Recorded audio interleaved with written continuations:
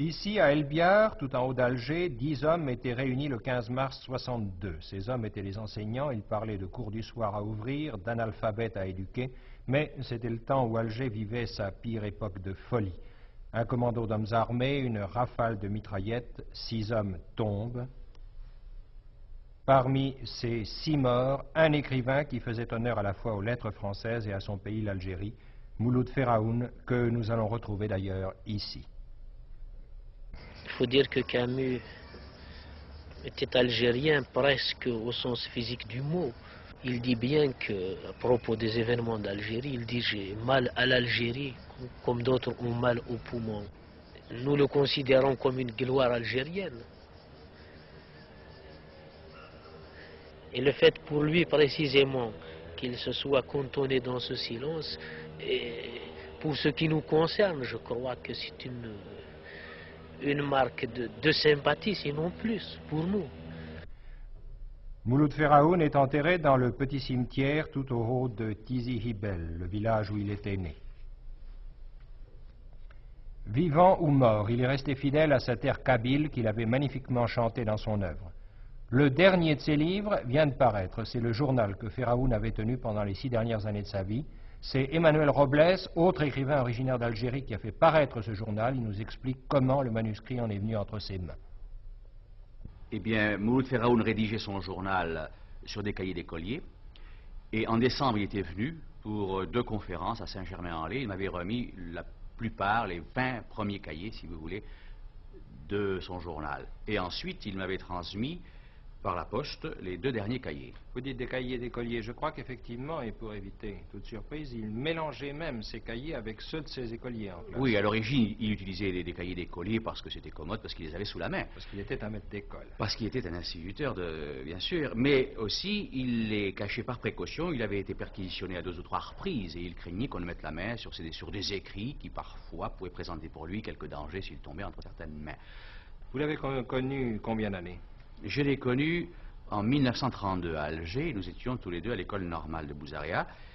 Il était un élève très appliqué, très doué, et je me souviens qu'il était d'un caractère si doux et si aimable qu'il vraiment il ne comptait pas d'ennemis, et qu'au lieu d'élire le plus mauvais élève, comme on le faisait par dérision souvent à la fin de l'année dans ses fêtes terminales, on avait choisi d'élire le meilleur camarade. Et c'était lui qui était devenu le meilleur camarade, ce qui avait rempli de confusion, qui a été d'une modestie exquise. Et c'était quel genre d'homme personnellement, vous venez de le définir partiellement par sa gentillesse, mais socialement? Il était très bon et véritablement très lié à cette terre kabyle.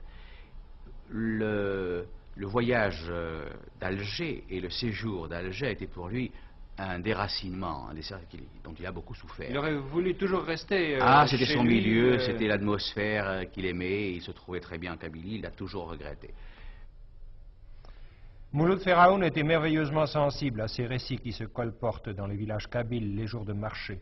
Il entendait tout, il notait tout, et à son tour il racontait, ce conteur né.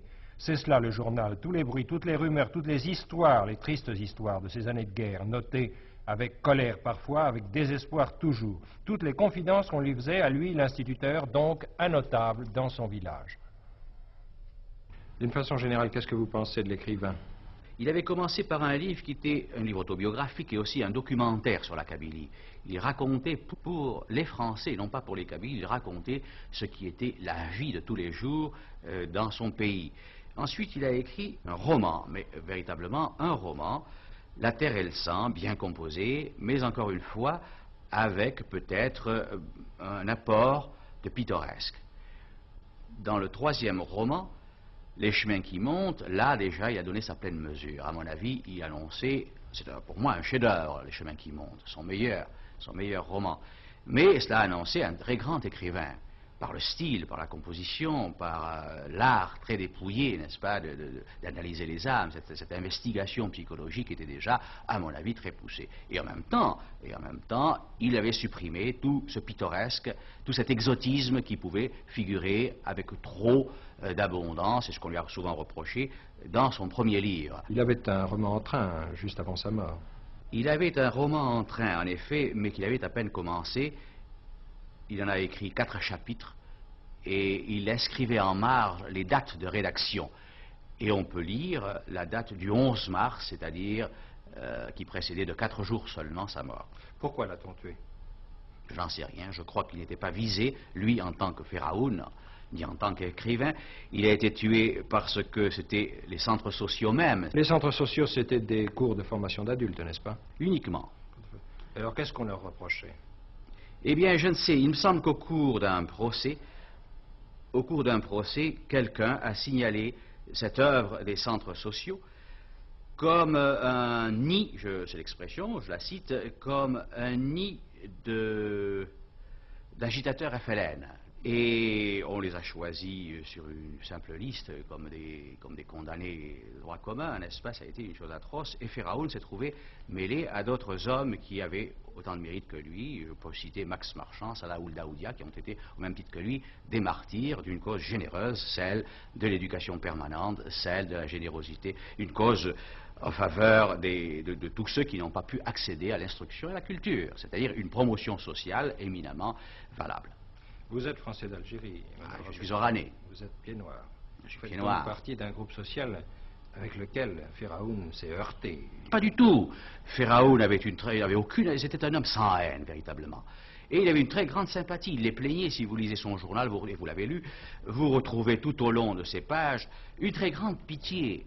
Ce qu'il dénonçait, c'était cette manière d'accaparer pour soi seul, n'est-ce pas, un pays qui appartenait aussi aux autres. Et il accusait évidemment certaines forces d'argent, etc., qui, selon lui, avaient truqué ce pays. Mais alors, pendant la guerre, l'amitié entre Féraoun et vous, entre Féraoun et d'autres Français d'Algérie, est-ce que ça est devenu plus difficile? Pas du tout. Les liens ont été au contraire très resserrés. Nous souffrions beaucoup, nous étions déchirés par la situation qui était créée. Des hommes tombaient tous les jours et chacun avait choisi son camp. Mais c'était toujours un camarade ou un ami d'enfance ou un voisin ou un ami qui tombait, toujours un être très proche de nous.